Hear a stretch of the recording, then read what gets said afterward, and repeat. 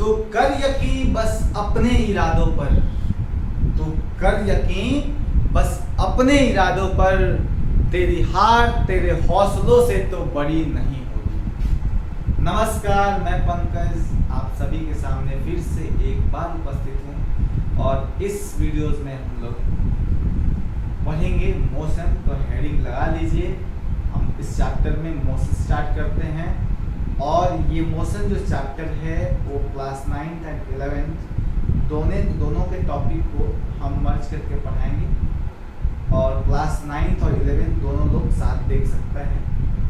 जो 11th की topic होगी मैं स्पेशल अटेंशन दे दूंगा, वो क्लास 9th के बच्चे उस टॉपिक को छोड़ देंगे, चाहे तो छोड़ सकते हैं, अदरवाइज उनको पढ़ने की इंटरेस्ट होगी तो वो आगे देख सकते हैं। सो हम लोग स्टार्ट करते हैं। आज का जो टॉपिक है वो मोशन।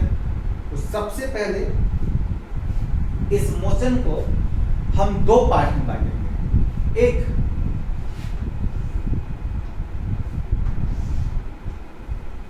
काइनेमेटिक्स,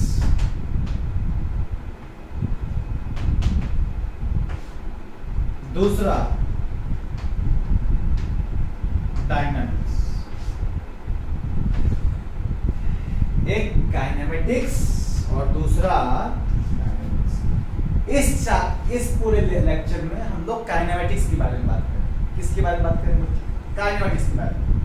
ध्यान से देखने की जरूरत है। काइनेमेटिक्स, डायनामिक्स हम लोग लेटर जब वीडियोस बनाएंगे उसमें बात करेंगे हम लोग डायनामिक्स के बारे में, ठीक है।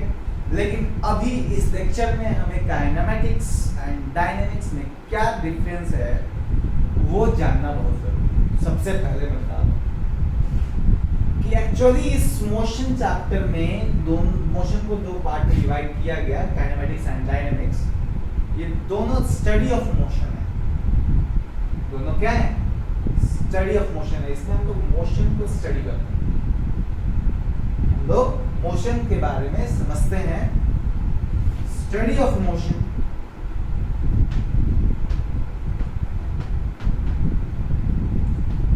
without taking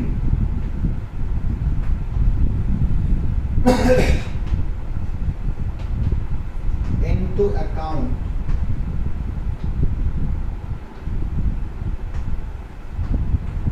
the cause, that is force of the energy, force or energy involved। और सेकेंड स्टडी ऑफ डायनामिक्स की बात कर रहे हैं। मैं समझाऊंगा इन दोनों का मतलब क्या है। पहले आप इस चीज को देखें। स्टडी डायनामिक्स की बात बता रहे हैं। डायनामिक्स क्या है? Study of motion taking into account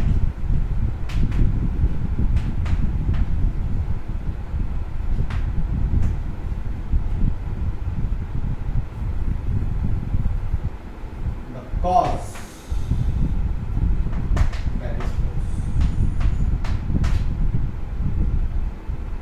that is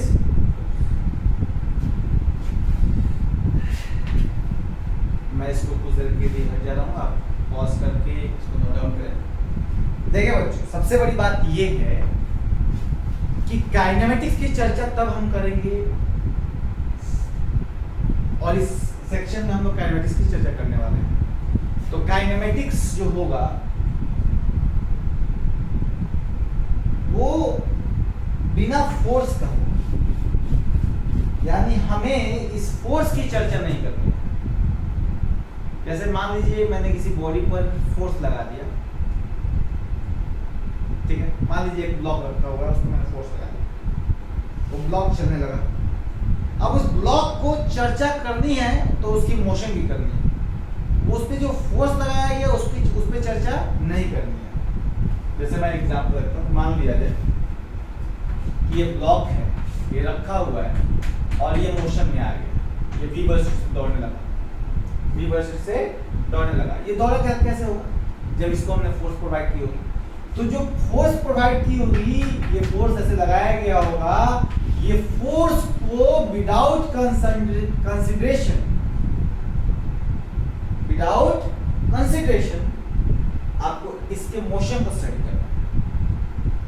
आपको इसको नहीं देखते हैं क्या फोर्स लगा, कितना लगा, कैसे लगा, उसी पार्ट को हम लोग डायनेमिक्स को। लेकिन डायनेमिक्स का ये है कि मान लिया जाए कि फिर से एक ब्लॉक है, वो v से दौड़ा और इसका फोर्स मैंने लगा दिया F,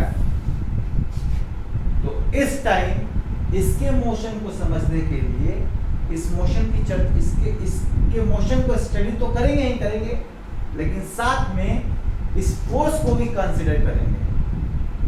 यही अंतर है, सिंपल सी बात है कि इसमें फोर्स को कंसीडर नहीं करेंगे, इसमें फोर्स को कंसीडर नहीं करेंगे और इसमें फोर्स को कंसीडर करेंगे। बस इतना ही सी बात है कि ये जो है काइनेमेटिक्स और डायनेमिक्स, एक कॉज का ध्यान रखते हुए हमें बात करनी है और दूसरा कॉज का ध्यान नहीं रखना है, जो कॉज यहाँ पे फोर्स है। ठीक है, तो ये आपको, मुझे उम्मीद है कि ये बात आपको समझ में आ गई होगी। अब हम आगे बढ़ते हैं, दैट इज, इसको आप नोट डाउन करें, that is rest and motion.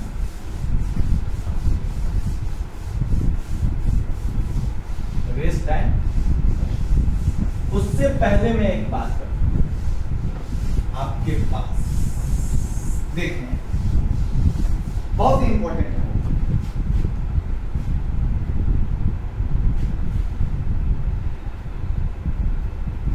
Particle के बारे में, यहां पे पार्टिकल का मतलब क्या है? यहां जो फिजिक्स में हम लोग पार्टिकल की बात करेंगे ना, वो पॉइंट ऑब्जेक्ट होगा। कैसा ऑब्जेक्ट होगा? मतलब object without extent, object without extent, बिल्कुल पॉइंट ऑब्जेक्ट होगा, उसकी बात करेंगे हम लोग। पॉइंट ऑब्जेक्ट होगा, उसकी बात करेंगे हम लोग, उसी को हम लोग यहाँ पार्टिकल कहेंगे। ठीक है, ये बात आपको क्लियर हो गई। उसके बाद आप देखें, इसमें आती है बात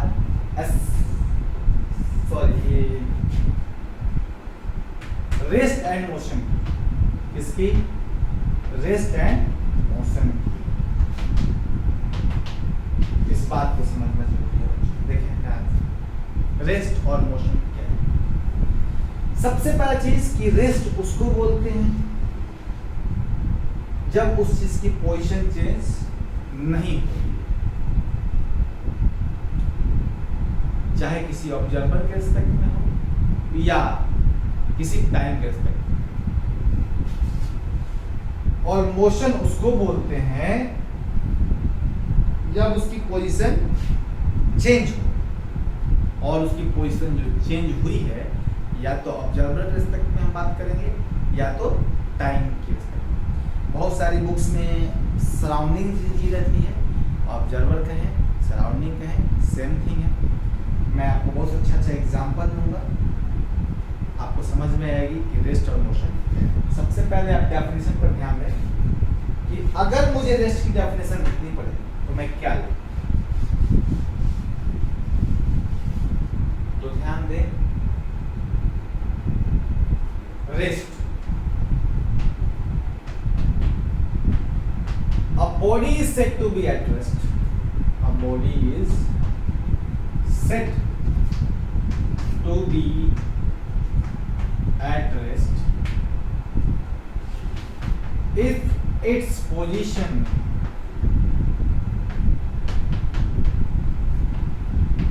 does not changes with time or oblique observer। या तो ऑब्जर्वर के रिस्पेक्ट में या टाइम के रिस्पेक्ट में अगर किसी पार्टिकल्स का, किसी भी बॉडी का पोजीशन चेंज नहीं हो रहा है तो उसको हम लोग बोलेंगे कि वो रेस्ट में है। जैसे एग्जांपल, अभी ब्लैक बोर्ड को ही देखो, ऑब्जर्वर इसके लिए क्या कौन है? तो मैं ऑब्जर्वर और मैं ब्लैक बोर्ड एक बॉडी हो गई। क्या इसकी पोजीशन चेंज कर रही है? नहीं। मैं जहां पे खड़ा होकर पढ़ा रहा हूं आपको, जहां पे मैं लेक्चर डिलीवर कर रहा हूं, ब्लैक बोर्ड जहां पे रखा हुआ था पहले, जिस दीवार में फिक्स्ड है, वो एकदम परमानेंट इसी दीवार में अभी तक फिक्स्ड है, कहीं इसकी पोजीशन चेंज नहीं हुई। टाइम भी बढ़ते जा रहा है, टाइम देख ले, जब मैं ये बात बोला था उस समय टाइम कुछ अलग था, अब 1 मिनट ज़्यादा हो गया। ऑब्जर्वर मैं हूँ, मेरे रिस्पेक्ट में ये यहीं पे है, पहले भी यहीं था, तो ये रेस्ट। कैमरा जो हम शूट कर रहे हैं जिससे वीडियो, वो कैमरा भी रेस्ट पर है। मैं कंटिन्यूअस लेक्चर डिलीवर कर रहा हूँ और कैमरा मुझे पॉइंट आउट कर रहा है, वो रेस्ट पर है।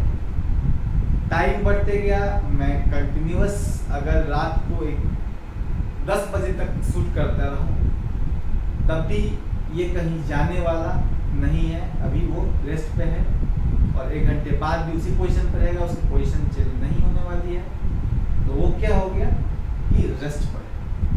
अब मैं आपको बता दूं दूसरा डेफिनेशन क्या है मोशन की बात। मैं इसका एक और एग्जांपल आपको दूंगा कि यही ब्लैक बोर्ड मोशन में हो जाएगा। मैं थोड़ी सी कुछ देर के बाद आता हूँ उस टॉपिक पे, आप इस बात पे ध्यान। Motion, a body is said to be in motion. A body is said to be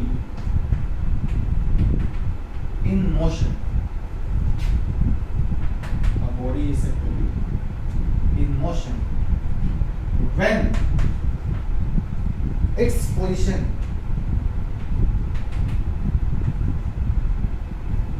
changes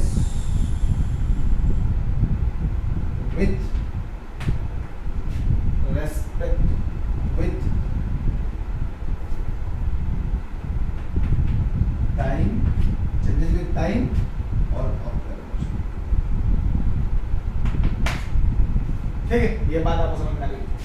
अगर जिस बॉडी की पोजीशन चेंज होगी, इस बॉडी की पोजीशन चेंज होगी, पोजीशन क्या होगी? चेंज होगी टाइम और ऑब्जर्वर के रेफरेंस, टाइम और ऑब्जर्वर के रेफरेंस में, तो बॉडी मोशन में, बॉडी किस में होगा? मोशन में होगा। ये बात आपको समझ में आ रही होगी। जैसे अभी मैं खड़ा था, सपोज कर लीजिए अभी मैं खड़ा हूँ एक रोड पर, रोड के किनारे में खड़ा हूँ और एक ट्रक मेरे पास से गुजर रहा है। Truck is in motion, why? Because its position changes according to the time और ऑब्जर्वर। मतलब मेरे पास बस आई थी या ट्रक आई थी, वो आई थी, टाइम मान के चले 6:01, मैंने जस्ट 6:01:30 के बाद देखा, यानी अगले 1.5 मिनट के बाद देखा या 30 सेकंड के बाद देखा, उसकी पोजीशन चेंज हो गई, मेरे पास से वो दूसरी जगह चली गई। इसका मतलब वो मोशन में है कि उसकी पोजीशन चेंज हो रही है टाइम के रेस्पेक्ट। और ऑब्जर्वर भी मैं ही था, ऑब्जर्व करने के लिए मैं ही वहाँ था, ऑब्जर्वर था, जिससे कि मुझे पता चला कि भाई इसकी पोजीशन चेंज हो रही है। ठीक है, ये आपको बात समझ में आई होगी कि रेस्ट और मोशन में क्या अंतर है। दूसरी चीज, कोई भी चीज, nothing in this universe is absolute at rest और मोशन। तो ये बहुत इंपॉर्टेंट चीज है, मैं आपको इसको एक्सप्लेन करता हूँ। अब देखिए ध्यान से, एक पॉइंट बहुत जरूरी है, स्टार मार्क कर लीजिए। Nothing is at absolute rest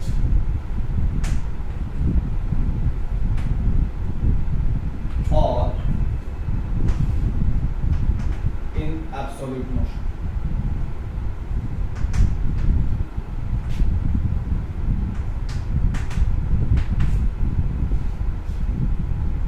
totally dependent on the observer.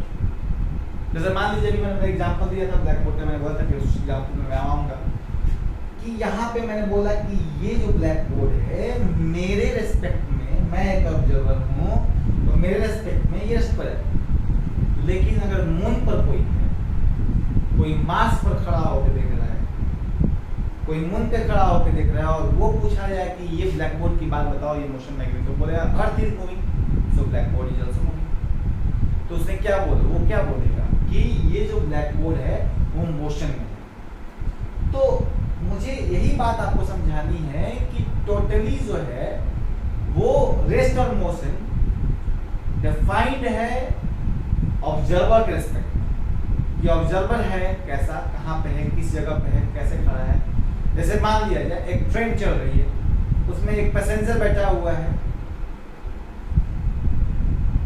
और उसके बगल में भी एक पैसेंजर बैठा हुआ है, दो पैसेंजर एक साथ बैठे हुए हैं। उन दोनों से अगर बात की जाए, आपस में बात कर रहे हैं, ठीक है, अगर उन दोनों से पूछा जाए क्या ये सामने वाले पैसेंजर आपके रिस्पेक्ट में कैसे हैं, ये मोशन में या रेस्ट में, तो बोले रेस्ट में, क्योंकि पोजीशन चेंज नहीं हो रही। लेकिन वही अगर बाहर का ऑब्जर्वर हो, जो ट्रेन से बाहर हो, उससे पूछा जाए कि ये दोनों जो पैसेंजर जा रहे हैं तो ट्रेन में मोशन में है, मोशन में है या रेस्ट पर है, तो वो बैठे हुए देखेगा फिर भी बोलेगा मोशन में, क्योंकि ट्रेन जा रही है। जब ट्रेन मोशन में है तो पैसेंजर भी मोशन में हो गए, क्योंकि बाहर में जो ऑब्जर्वर था वो ट्रेन में जाते हुए देख रहा था, वो तो ट्रेन के अंदर तो था नहीं। तो उस केस में वो बोलेगा कि ट्रेन के अंदर जो पैसेंजर है वो मोशन में है, because train is in motion. लेकिन जैसे ही अगर वो दोनों पैसेंजर एक दूसरे से बात करें कि तुम बताओ मोशन में हो कि नहीं, तो बोलेगा कि नहीं भाई तुम तो रेस्ट करो, मैं तो इतना ही जानता हूँ कि तुम्हारी पोजीशन चेंज नहीं होगी। तो इसीलिए वो ये वाली लाइन मैंने देखा है कि nothing is at absolute rest और in absolute motion, it totally dependent on the observer. Is it clear my points? तो मैं ये बताना चाहता हूँ आपको कि रेस्ट और मोशन में क्या डिफरेंसेस है, आपको समझ लग गई होगी। और मैं फिर आगे बढ़ता हूँ इस मोशन में, टाइप्स ऑफ मोशन के बारे में। इसको आप नोट डाउन कर लें।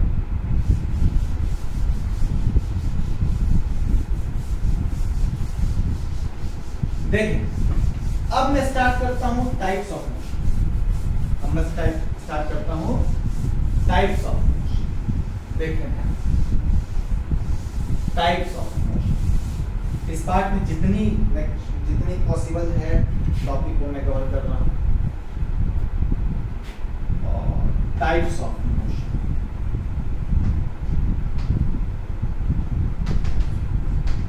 क्या क्या है? पहला रैंडम मोशन की बात करें, रैंडम मोशन की बात। सेकेंड ट्रांसलेशनल मोशन की बात करें, ट्रांसलेशनल मोशन की बात। तीसरा रोटेशनल मोशन की बात। इसकी बात करेंगे रोटेशनल मोशन की, इसकी रोटेशनल की। चौथा हम लोग बात करेंगे ऑसिलेटरी मोशन का, ऑसिलेटरी मोशन की। ये ऑसिलेटरी मोशन को हम लोग वाइब्रेटरी मोशन के नाम से भी जानते हैं। किसके नाम से जानते हैं? वाइब्रेटरी मोशन के नाम से। और लास्ट हम लोग बात करेंगे पीरियोडिक मोशन की, इसकी पीरियोडिक मोशन की।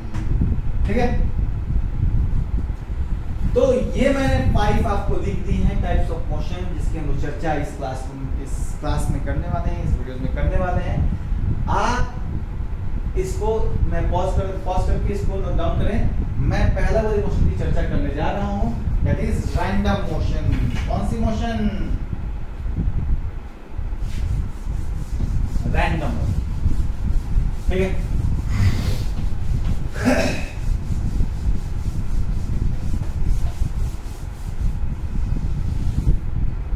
नोट डाउन करना, मेरे साथ साथ नोट डाउन भी करने आप। पहला रैंडम मोशन, थोड़ी डेफिनेशन पर ध्यान रखेंगे। The motion in which the particle is moving, the motion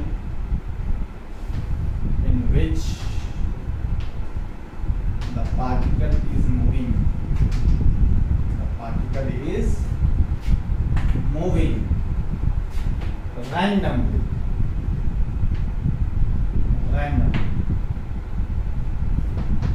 That is, they do not move in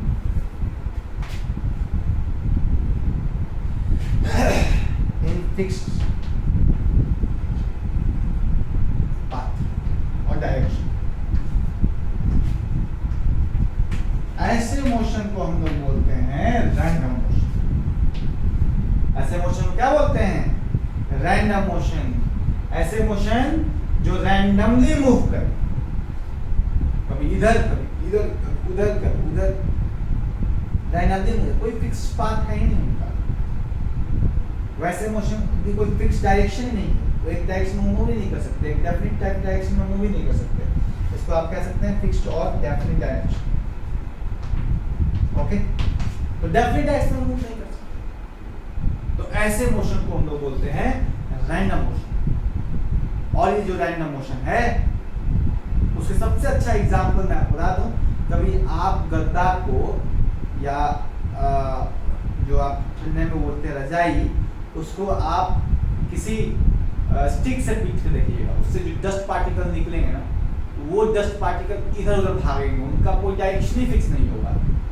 ठीक है, तो मैं ये कह सकता हूँ कि इसका एग्जाम्पल सबसे अच्छा होगा कि dust particle moving in the atmosphere. ये जो एटमॉस्फेयर में डस्ट पार्टिकल मूव कर रहा है, that is the example of dust particle moving in.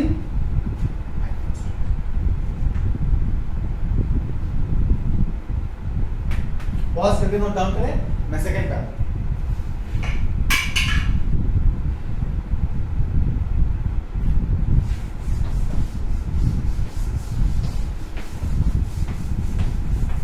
अब हम बात करेंगे translation motion, translational motion. Heading लगा दें।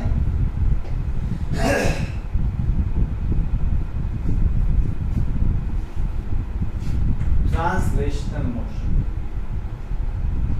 Translational motion, motion in which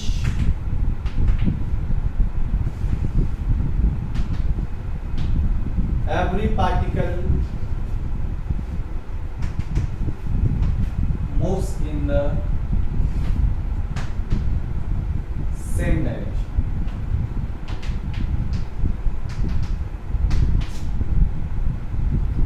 ऐसे मोशन जिसके सारे पार्टिकल्स एक ही डायरेक्शन में मूव कर रहे हैं, जैसे बस चल रही है स्ट्रेट लाइन में, उसके हर पार्टिकल्स उसी स्ट्रेट लाइन में मूव कर रहे हैं। That is the example of translational motion, sorry that is called as translational motion. और मैं अगर बात कहूँ इसका सबसे अच्छा एग्जांपल का, तो इसमें मैं ट्रांसलेशन मोशन को दो पार्ट में डिवाइड करूंगा। एक तो रेक्टिलिनियर मोशन, ध्यान से देखेंगे, रेक्टिलिनियर मोशन, और दूसरा कर्वीलिनियर मोशन। ये दो पार्ट। इस ट्रांसलेशनल मोशन को दो पार्ट में डिवाइड कर दिया, एक रेक्टिलिनियर मोशन, एक कर्वीलिनियर मोशन। ये मोशन स्ट्रेट लाइन में move in only one direction, motion in a straight line।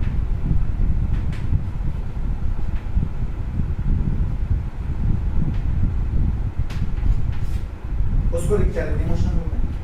एक ही लाइन में चलेगी, एक रोड बना दी गई है, या कोई डायरेक्शन ले ली, दो कोऑर्डिनेट ले लिया, x के पॉजिटिव डायरेक्शन में चलना है, एक ही डायरेक्शन की बात कर रहे हैं, दैट इज अलोंग ईस्ट।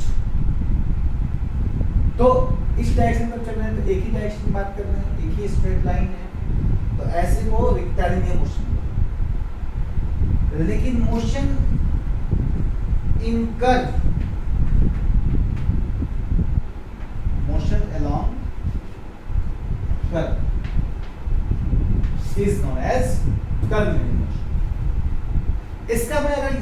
की बात करूं, इमोशन इन स्ट्रेट लाइन क्या है? तो truck moving in on the road, मैं एग्जांपल दे सकता हूं, truck moving on the road, तो वो स्ट्रेट लाइन होगी। अब मैं सचिन तेंदुलकर तो हूं नहीं, सचिन तेंदुलकर ने छक्का मारा और छक्का बाउंड्री ऑडियंस के पास पहुंच गया, तो जो छक्का मारा और जो पाथ फॉलो किया ball, that is the example of curve, और वो कर्वीलिनियर मोशन का एग्जांपल हो। Motion along curve is known as curvilinear motion. Simple सी बात है, motion in a straight line, motion is in a straight line is called as rectangular motion, motion along curve is known as curvilinear motion.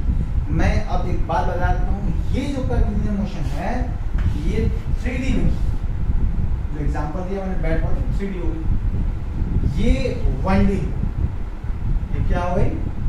1D हो गई, यानी एक dimension की बात कर रहे हैं, और ये जो है 3D हो गई। आप पूछो ये चौक ऐसे जा रहा है, इसके पास लेंथ, ब्रेथ और हाइट भी एक पोजीशन से मेजरमेंट की जा सकती है। ये 3D है, ये जो पाथ है वो 3D है, लेकिन ये जो पाथ है ना रोड वाली, वो 1D है। ठीक है, मैं इसको आप पॉज करके नोट डाउन करें।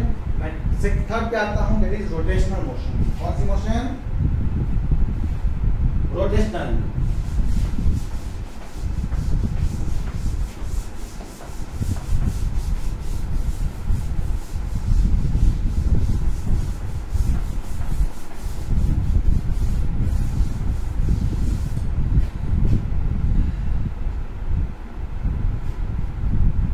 Rotational motion,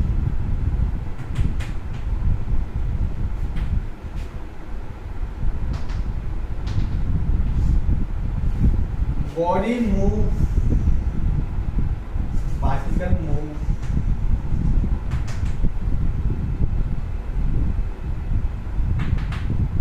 in a circle about its fixed axis, उसको हम रोटेशन समझते। इसे मान लीजिए ये बच्चा लोग एक गेम खेलता है, आप देखे होंगे, एक पेज को पेन में फंसा लेता है ऐसे करके, उसके अंदर होल करके फंसा लेता है और रोटेट करता है। अब रोटेशन तो पेज थोड़ा कुछ देर के लिए करेगा, फ्रिक्शन के कारण बाद रुक जाता है। तो वो एग्जांपल हो गया रोटेशनल मोशन का। एक मैं और एग्जांपल लेता हूँ आपके सामने, छोटा सा। आप अर्थ को देखें, एक ग्लोब देखे होंगे, छोटा सा छोटा सा मॉडल ग्लोब देखे होंगे, वो रोटेट करवा देते हैं तो अपने एक्सिस के अलॉन्ग रोटेट करता है। एक्सिस के अलॉन्ग क्या करता है? रोटेट करता है। तो वो जो रोटेशन है ना, that is rotational motion. Fan moving in the room, अभी फैन चल रहा है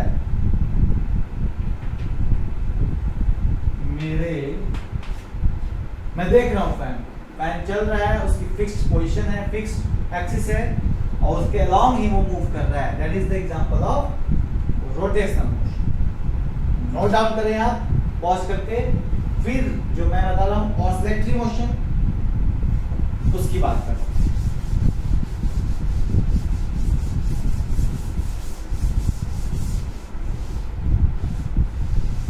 ऑसिलेटरी मोशन, ऑसिलेटरी मोशन को बच्चों क्या बोलते हैं? और मैंने अभी बताया था, यस, वाइब्रेटरी मोशन। यस, क्या? Vibratory motion. तो मैं बात करता हूँ इसकी, ऑसिलेटरी मोशन और वाइब्रेटरी मोशन की। तो मैं ये कहूंगा आपसे कि to and fro motion, to and fro motion of a body, fro motion of अ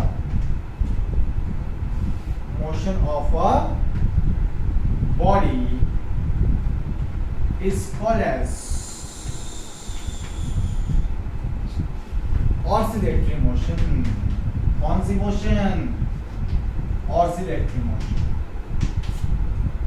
ठीक है, जैसे मैं एग्जांपल देता हूँ, सबसे अच्छा एग्जांपल है दैट इज, बताओ क्या, दैट इज गिटार। और कितना अच्छा एग्जांपल, देखो आप, गिटार का जो स्ट्रिंग है, स्ट्रिंग देखे हम इससे बताते हैं। अगर उस गिटार को अगर हम प्ले करें तो उसका जो स्ट्रिंग है, क्या है, जो स्ट्रिंग है वो टू एंड फ्रो मोशन दिखाएगा, आगे पीछे ऊपर नीचे ऐसे करते रहेगा। ठीक है, तो दैट इज द, मैं लिख सकता हूँ string of guitar,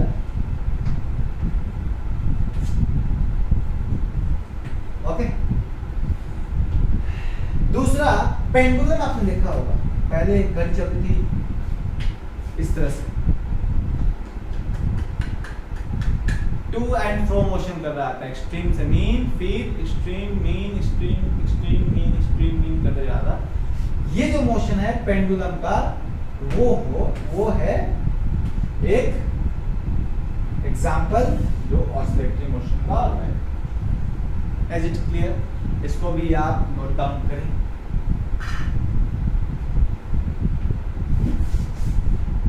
sorry, types of motion last है, थोड़ा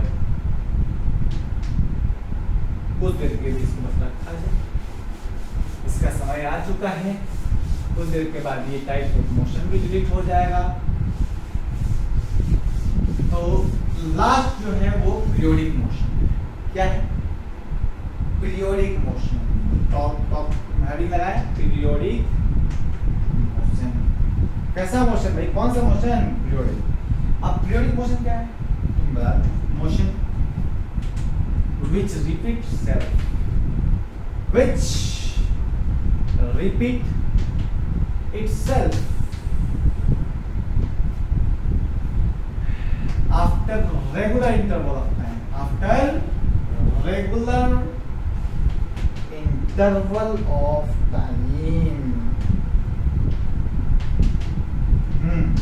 बहुत बढ़िया। ऐसा मोशन जो रिपीट करे कुछ regular interval of time, fix period के बाद अपने मोशन को रिपीट करते जाए। सबसे अच्छा एग्जांपल, अर्थ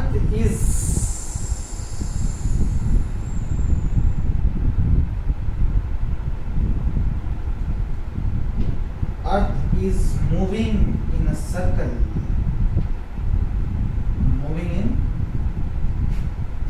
elliptical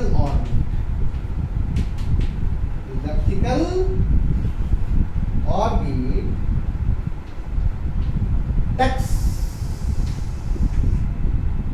takes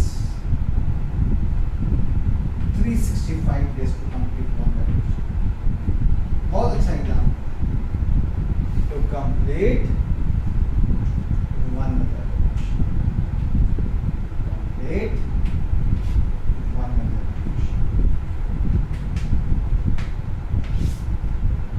ठीक है। सबसे अच्छा एग्जाम्पल कि भैया अर्थ जो है इलेप्टिकल ऑर्बिट में घूमता है। कौन सा ऑर्बिट में घूमता है, इलेप्टिकल ऑर्बिट में घूमता है। कौन,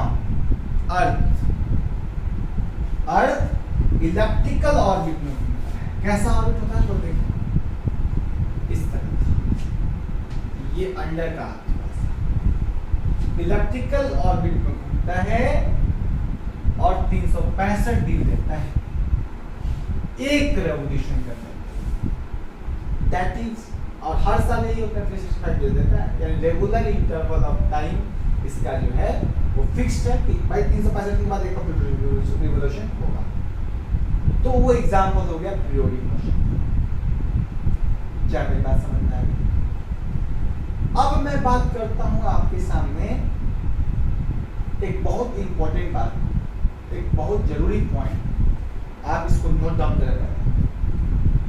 ओके, थैंक यू।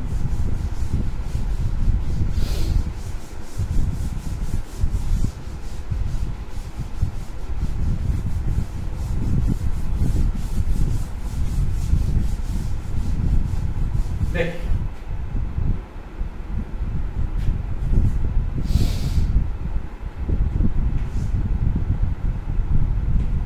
मैं स्टार्ट पॉइंट देके लिखता हूं, आप भी लिखेंगे इसे।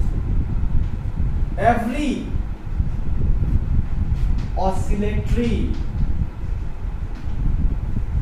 मोशन इज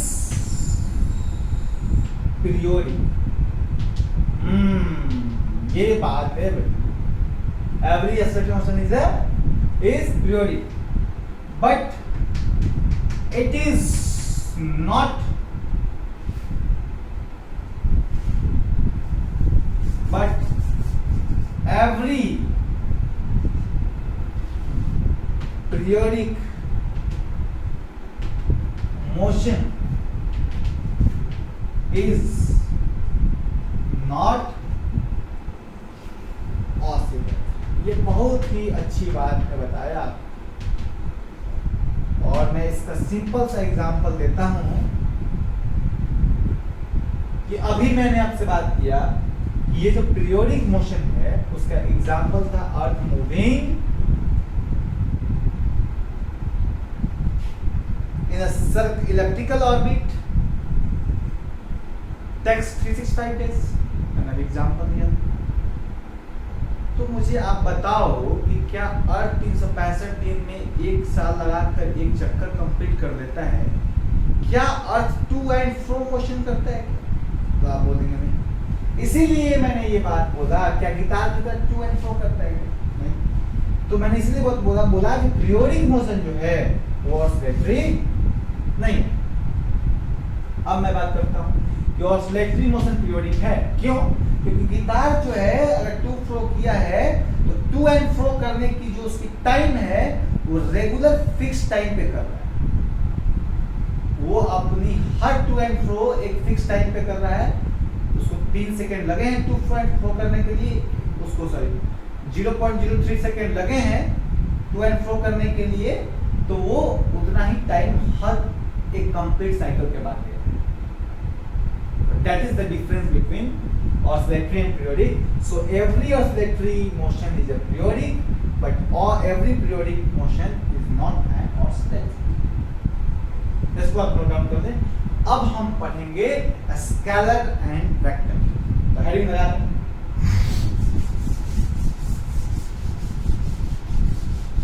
आप बच्चे ध्यान से देखें, अभी थ्योरी चल रही है, अभी कोई न्यूमेरिकल की चर्चा हम नहीं करने वाले हैं। थोड़ी कुछ देर के बाद कुछ अगले वीडियोस में धीरे धीरे ये चीज टफ बनते जाएगा। अभी स्लो चल रहा है, अभी मैं आपको बेसिक्स बस बता रहा हूँ इसके अंदर क्या क्या पढ़ना है। अब जैसे जैसे थोड़ी वीडियोस पढ़ेगा वैसे वैसे सिलेबस टफ बनते जाएगा, देखते चलिए। हाँ, मैं क्या बता रहा था? Scalar and vector. Scalar and vector. तो मैं स्केलर की बात करता हूं। स्केलर की बात करता हूं। दैट फिजिकल क्वांटिटी, ऐसी फिजिकल क्वांटिटी है ये स्केलर क्वांटिटी जिसके पास that physical quantity which has magnitude only. Magnitude तो समझते हैं ना आप कि नहीं समझते? जैसे example, time is a scalar, mass is a scalar. कैसे मेजरमेंट करते हैं?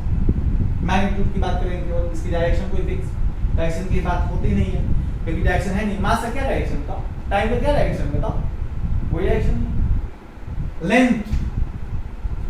लेंथ का क्या डायरेक्शन है?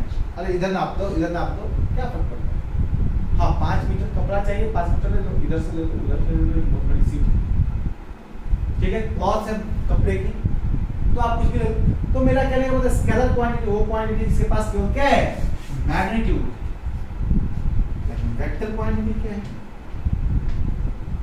That physical quantity. Physical quantity को दो पार्ट में बांटा गया। That physical quantity which has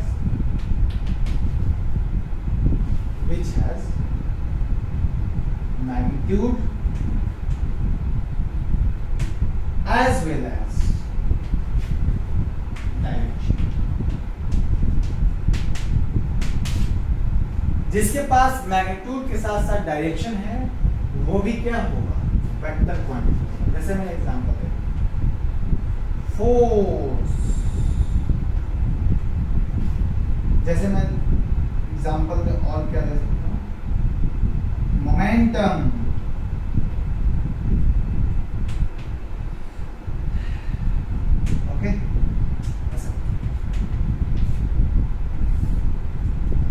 magnetic field,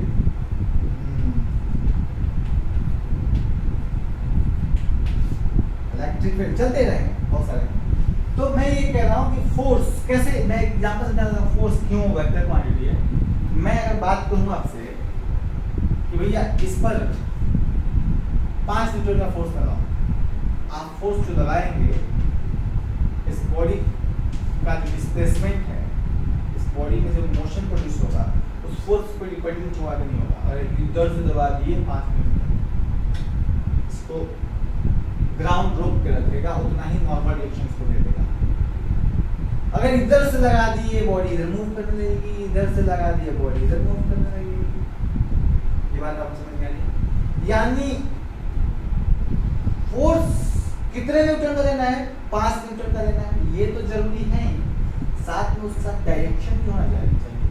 किस डायरेक्शन में देनी भैया, जो मन सो लगा दो, बाद में लगाना था इस डायरेक्शन में, चला गया उस डायरेक्शन में। कहने का मतलब है कि you have to provide the force of 5 newton, then you have to know the direction from where you have to apply the force. Understood?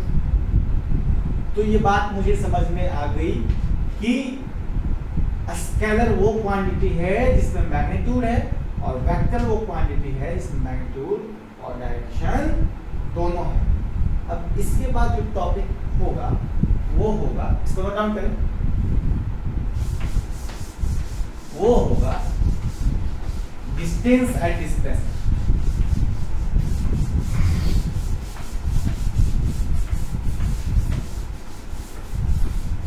देखिए डिस्टेंस एंड डिस्प्लेसमेंट, मैं जो बात बताने जा रहा हूं उसको ध्यान रखेंगे।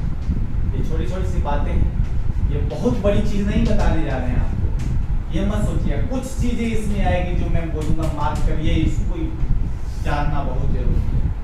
जैसे मैंने एक एग्जांपल ले लिया, लगता है चौक भी खत्म नहीं चला।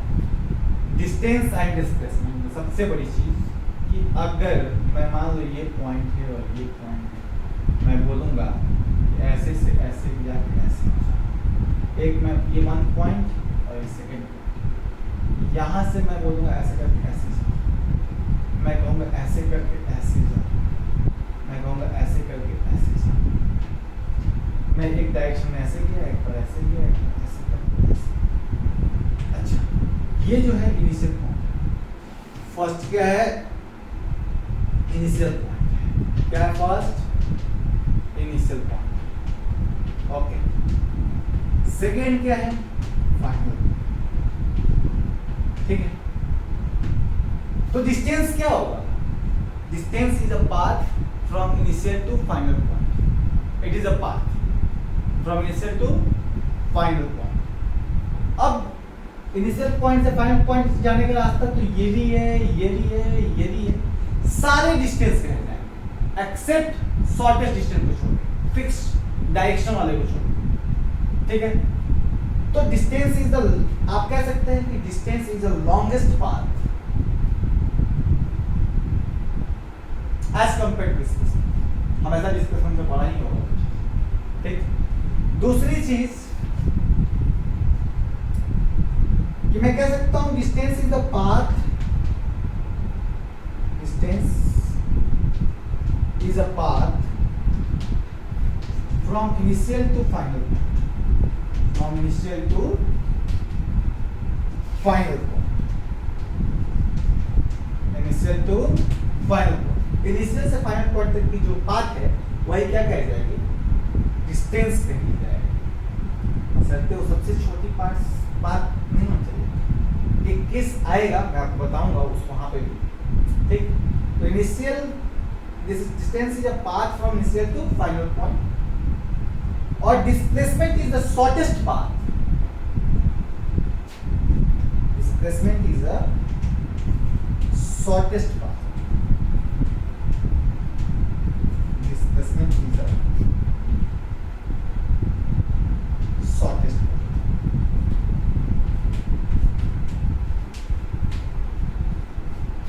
अब देखिए ये जो डिस्प्लेसमेंट है वो फिक्स्ड है कि आप इधर से ऐसे जाएंगे तभी आप इस फाइनल पॉइंट को रीच करेंगे। फिक्स्ड हो गई तो इसका मतलब डायरेक्शन ही फिक्स्ड हो गया। तो इसके पास एक डायरेक्शन आ गई कि भैया आपको इसी डायरेक्शन में जाना होगा, you have to go east. तो ये जो डिस्प्लेसमेंट है वो आपका वेक्टर पॉइंट, वेक्टर पॉइंट।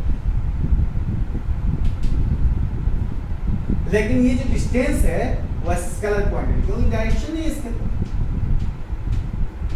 क्या नहीं है भाई, डायरेक्शन क्या कोई फिक्स है क्या डायरेक्शन? कोई भी डायरेक्शन देखिए, इसके लिए ये डायरेक्शन हो गया, ये डायरेक्शन हो गया, ये डायरेक्शन हो गया।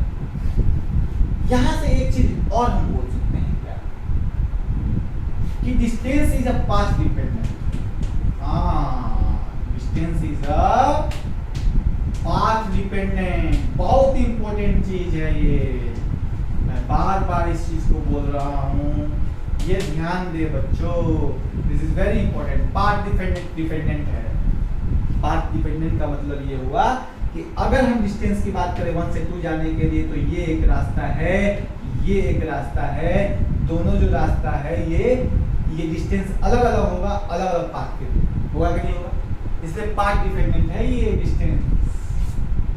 लेकिन displacement is independent of path. मैं इसको थोड़ा सा आप इसको थोड़ा सा नोट डाउन करें, मैं लिख देता हूँ।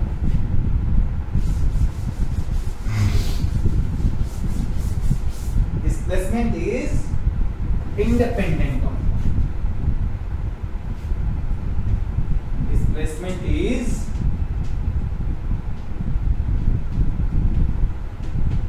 independent of path।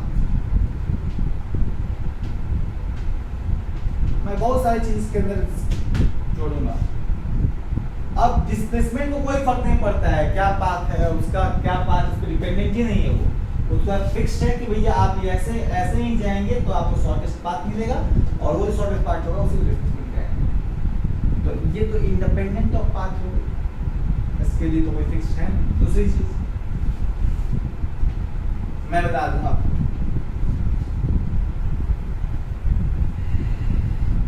कि distance is always greater than equal to mod of displacement. ये बच्चा आपको जानना है फॉर द न्यूमेरिकल पर्पस, बहुत जरूरी है ये बहुत जरूरी है। मैं ज्यादा तो यही कल बोल के आपको बोल देता, डिस्टेंस और डिस्प्लेसमेंट में अंतर जान लो, और यही बहुत कुछ बता देगा। Distance is always greater than और equal to mod of displacement. Displacement से बहुत ही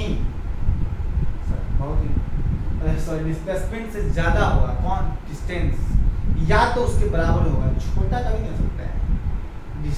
डिस्प्लेसमेंट हमेशा शॉर्टेस्ट पाथ होता है, तो डिस्टेंस से कभी छोटा नहीं हो सकता है, उसके लिए कोई रास्ता नहीं हो तो डिस्टेंस डिस्प्लेसमेंट के बराबर हो जाए। लेकिन डिस्प्लेसमेंट हमेशा ही छोटा होगा डिस्टेंस। अब दूसरी बात, ये जो डिस्टेंस है ना बच्चा, ये देखो मॉड के अंदर नहीं रखा हुआ है। डिस्टेंस जो है मॉड के अंदर नहीं रखा हुआ है। तो जब मॉड के अंदर नहीं रखा हुआ है तो मॉड एक ऐसा पैरामीटर है जो दो इस तरह का वर्टिकल लाइन होती है, देखिए इसको, ये मॉड इसको बोलते हैं, देखा ना वर्टिकल लाइन इसको मॉड बोलते हैं। तो जो ये मॉड है ना, इसकी खास बात ये होती है कि इसके अंदर कोई निगेटिव नंबर होता है, उसको क्या करता है पॉजिटिव में कन्वर्ट कर देता है।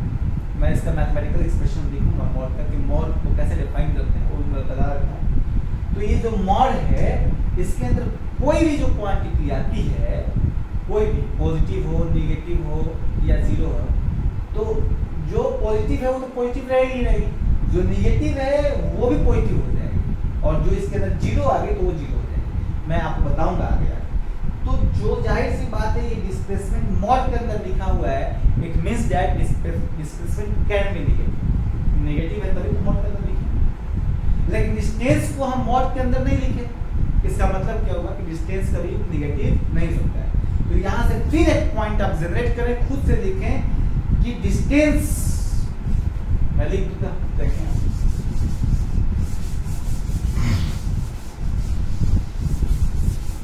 देखें यहाँ से आप लिखें distance can not be positive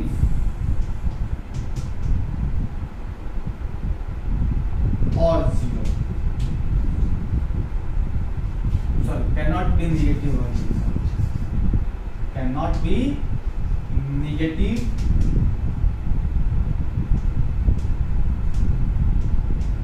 और जीरो, ठीक है। बट डिस्प्लेसमेंट इज इसको मार्क कर लेंगे पॉइंट को,